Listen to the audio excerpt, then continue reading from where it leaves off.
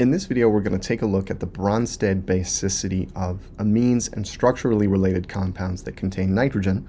And let's start with the most basic, structurally speaking, class of amines, the alkylamines, in which we have alkyl groups, saturated hydrocarbon groups, or hydrogens connected to the amino nitrogen. Alkyl ammonium cations, the conjugate acids of alkylamines, typically have pKa's in the range of 9 to 11, and this isn't as acidic as we might think for a cationic species, right? This is comparable to the acidity of phenol, which is a neutral molecule, and HCN, hydrocyanic acid. So actually not terribly acidic. For example, acetic acid is much, much more acidic than these ammonium cations at a pKa of around 5. And they're all in the range of 9 to 11 for alkyl ammoniums. So methylamine, ethylamine, 10.6, isopropylamine, 10.6. We can see that we get slightly more basic for the tri-substituted triethylamine, whose ammonium has a pKa of 10.8. So logically, the acid is a little bit less acidic. The conjugate base, the neutral alkylamine, is a little more basic. And triethylamine is a particularly important one. This is regularly used as a base in practical organic reactions. You may see it abbreviated as TEA, triethylamine, or NET3. Very important base, tertiary amine base used in organic reactions.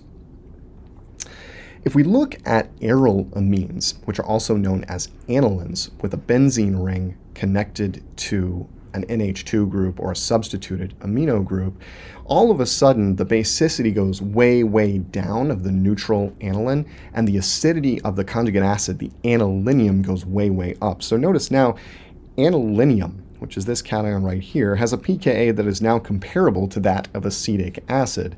This is about 100,000 times more acidic than, for example, triethylammonium. So huge increase in acidity with the aryl ammonium cation. And the trend continues for other aryl ammonium cations, other anilinium cations. For example, if we have a methyl substituent there at about 4.8, two methyl substituents, we're up to 5.1. So we do see alkyl substituents increasing the basicity of the neutral aniline slightly, but again, not by much. And the big thing to pay attention to here is the difference between these pKa values and the pKa values over here. Massive difference.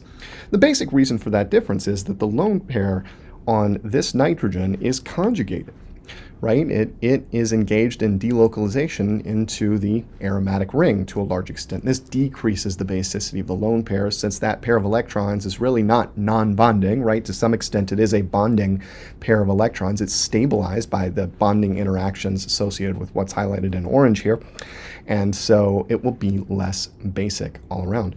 If you look at heterocyclic amines containing nitrogen within an aromatic ring, similar things apply. So for example, in Pyrrole, well, Pyrrole's lone pair is part of the aromatic pi system, right? This lone pair is part of that 6 pi electron count that makes this molecule aromatic, and protonation of the nitrogen, using that lone pair to form a bond to H+, destroys the conjugation and destroys aromaticity. And so the pKa of pyrrolium, right, this molecule right here, the conjugate acid of pyrrole, is ridiculously low. This is a very, very acidic cation right here. And in fact, there's evidence that to a large extent, pyrrole actually undergoes protonation not at nitrogen, but at carbon to retain some delocalization of this positive charge. This is still non-aromatic, of course, because of this tetrahedral carbon atom, but is arguably a little bit more stable than protonating at the nitrogen atom here. But in any event,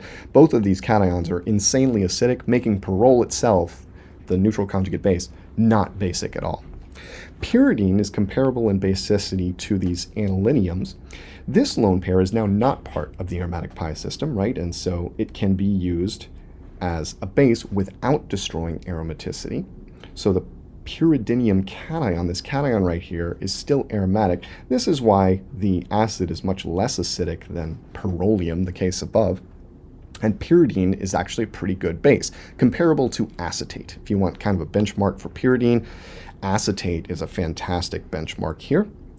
Let's draw that in. OAC minus is comparable in basicity to pyridine. And so it too, like triethylamine, is commonly used as a practical base in organic reactions, as a practical Bronsted base for removing H+. On this slide, we survey several substituted anilines and the basicity of those. And here we'll notice a pattern in the nature of the group attached to the benzene ring and the basicity of the aniline.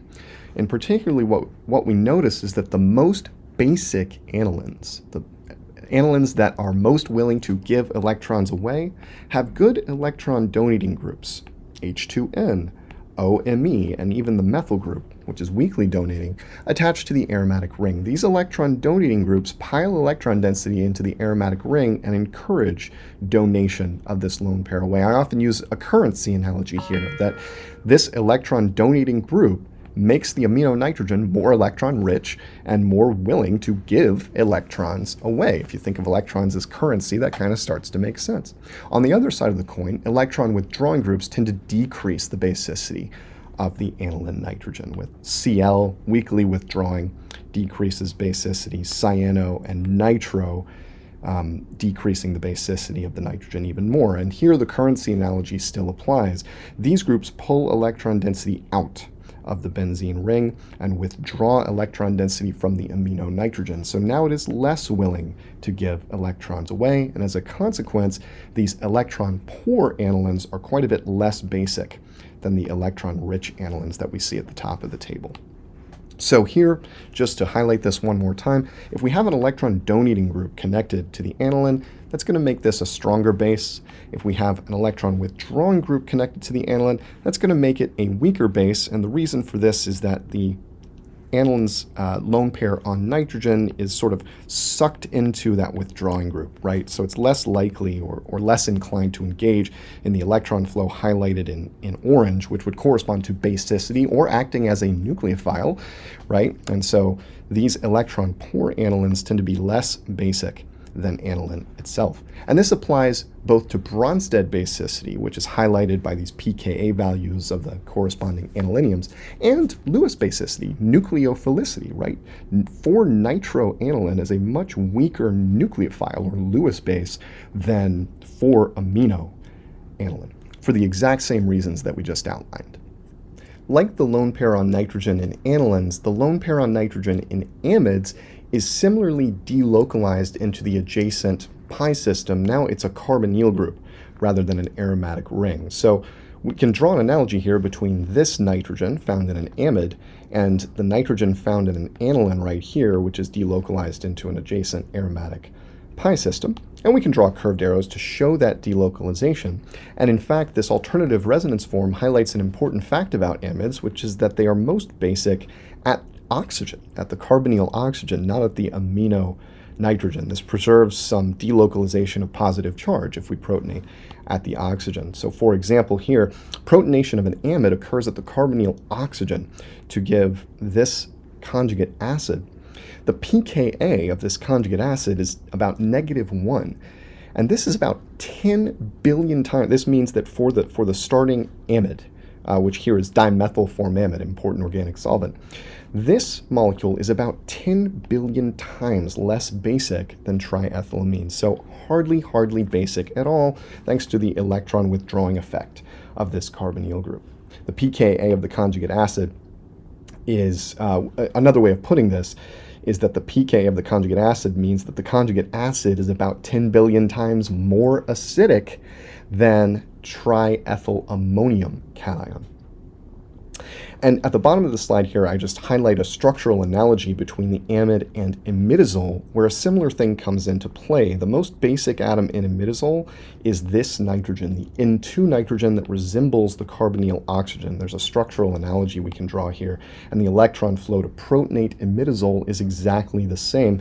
We get the imidazolium cation here. Now this is still aromatic, and so imidazole is quite a bit more basic than an amide. We've also replaced an oxygen with the less electronegative nitrogen atom. But the same basic electron flow applies, and we want to protonate that into nitrogen in imidazole.